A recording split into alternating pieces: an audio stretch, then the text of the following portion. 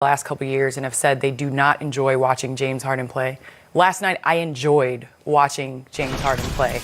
I mean, he came out and in a soundbite said, when you have great players, it's going to be fun to watch and it's going to be easy to play. He said he has no issue facilitating and passing the ball. And when you have a target as KD, right, who is a 7-foot sniper, he's going to average a triple-double. Kyrie's going to average a triple-double. I mean, it was so much fun watching them play. That pick and roll between James Harden and Kevin Durant that they run yesterday. How do you stop that? Do you switch it? Do you hedge? I mean, just I know they were playing Orlando, and maybe some people will say that, but at the end of the day, the way they looked yesterday, it was fun as a fan to just watch Brooklyn play. And Isiah, watching that game and seeing the open shots that Joe Harris and Bruce Brown and others got because of the attention these two drew last night was unbelievable. Yeah, I'm excited to watch Brooklyn play every night. They're must-see TV. And anytime you have three players with the skill level of Durant, Harden, and also Kyrie, I mean, it's, they're fun to watch individually, and then when you put them together collectively, not only their skill level is exciting, but also the brain power that they bring to the game. And as Candace knows, every defensive team, every defensive opponent is designed to stop, a Durant or Irvin or Harden. And what these players have been able to do over a period of years is be able to outwit the defense every single time. Just as when Candace goes into a game or I went into a game, you knew that you were playing against a defensive scheme that was designed to stop you. Well, these three guys know how to score, but intellectually they understand how to read and break down every defense that's been designed to stop them.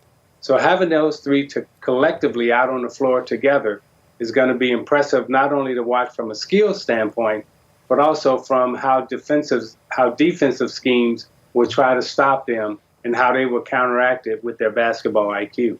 Isiah, though, I think you left one thing out. That's the Nets could actually use Candace Parker to play some defense for them because Orlando looked like a powerhouse of the offensive end. I mean, you might be able to help I'm a person that can speak anything is possible because at the beginning of my career, nobody would have thought, Isiah included, that I would have been mentioned anywhere near defense.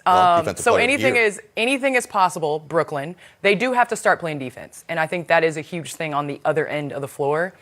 Offensively, they're going to be able to score, so they're going to be able to set their defense. And I'm a firm believer in defense affecting offense and vice versa.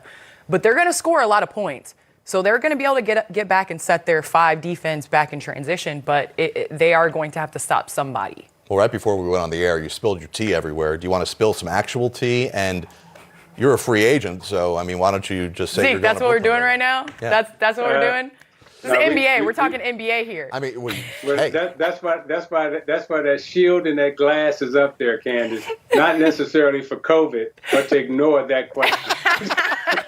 All right, let's broaden this a little bit. We're talking Nets. We've got the Knicks on our air coming up in a little bit. Full disclosure, I grew up in northern New Jersey as a hardcore Net fan. I was one of 10 people in the building every night. I understand, and my parents at home who are hardcore Net fans understand. The landscape of New York will never shift, just like in L.A. it will never shift away from the Lakers. But Isiah, as somebody who still lives in New York and understands all about Knicks basketball here, what is the competition between these two franchises now that the Nets have a legit big three? And maybe you're old enough to remember 2 weeks ago when the Knicks were in first place, and you understand that Knicks fans had big hopes for this season. Well, what I've come to understand and actually love about the Knicks fans is that they are passionate and they are loyal. And no matter how great the team is in Brooklyn, Knicks fans will watch, they will enjoy it, but will they ever become true fans of the Brooklyn Nets?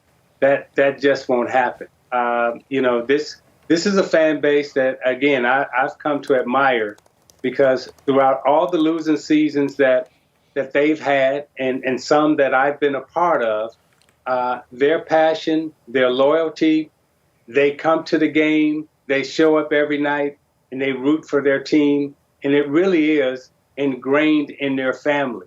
And there is a Knicks culture that I just don't think is going to go away. So Brooklyn and the Nets are in the process of developing theirs, but this Knicks fan base is rock steady. Jared, well, first and foremost, I don't know how you're going to go home after what you just said today to New Jersey. How do you go back to the East Coast? But anyway, that's beyond. I'm still on the East Coast. But I'm saying, how are you going to go back there? After what you just said, Listen, it's true. It's all facts. I'm spitting facts here. That's good. It's about truth now. I get yes. it. But at the same time, I like to make the metaphor. Dallas Cowboys haven't won. I'm a Bears fan, so I can say this. It's heartbreak city being a Bears fan. But Dallas Cowboys are still America's team, and they have not won a Super Bowl. Are they, though? I see a lot of Dallas Cowboy hats in the airport in Atlanta. Yeah. Maybe it's just because, there's not a lot of Falcons fans in Atlanta. But I use this example of, I don't think it'll ever be New Jersey Nets town, but I like being the Grinch. Right. I like spoiling things, and I think KD, Kyrie, and James Harden like being the Grinch. And so what better way to go to a city that is normally a Knicks city and basically make the tabloids have to write a little bit about the Brooklyn Nets. Yeah. Well, Kyrie first has to show up and play. That's But a big part of it. We can't wait for that. What about the culture here that Tom Thibodeau is setting in New York? Now, listen, they got off to a great start, as I mentioned. Knicks fans were going crazy, eyes of making the playoffs, sneaking into that 9 or 10 spot, and maybe in the play-in or something. Now they've hit a rough spot.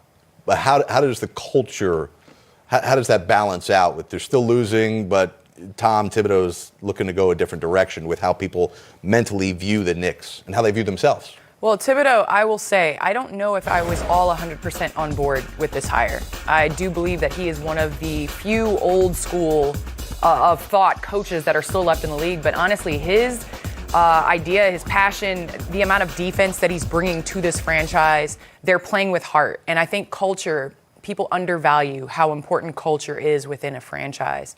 And when you're able to have culture and to bring these guys along, you're seeing the way that Knicks are playing. But also, let's give a little credit to Julius Randle. I don't think a lot of people are talking about him, and they should.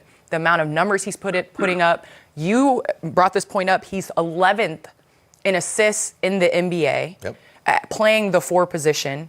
So I would like to give credit to Julius Randle and what he is doing this season. I mean, look, he's upped his points per game, almost 8 points per game. He's shooting 50% from the field. He's playing solid basketball. And so I think just giving him credit and the way they're playing, and with Tibbs really bringing that defensive philosophy into the Knicks, you're seeing some success. Baby steps. Well, Isiah, talk about culture, but you got to have some good players too. Yeah, and talent is something that Leon Rose and Tibbs they're going to have to go and find, whether that be through trades, whether that be through free agency. This is the 30 teams in the NBA. It really is about talent acquisition, and can you evaluate talent properly? And we see right across the bridge, the Brooklyn Nets have done a great job, not only in evaluating talent, but also acquiring talent. So when you talk about the culture, the one thing that I see that has happened, Candace, is that Tibbs and Randle, those two are made for each other because Tibbs is getting the best out of Randle.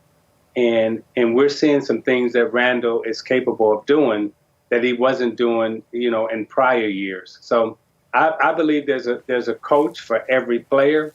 And sometimes you're fortunate enough to find that coach within your pro career early, and then sometimes you find it late. But I think Tibbs and Randle have found each other at the right time. I think Tibbs has given Randle a lot of confidence and a lot of playing time to flourish in his system. But along with that, Zeke, you gotta be able to recruit to culture. Yep. And the Knicks are changing their culture, so that maybe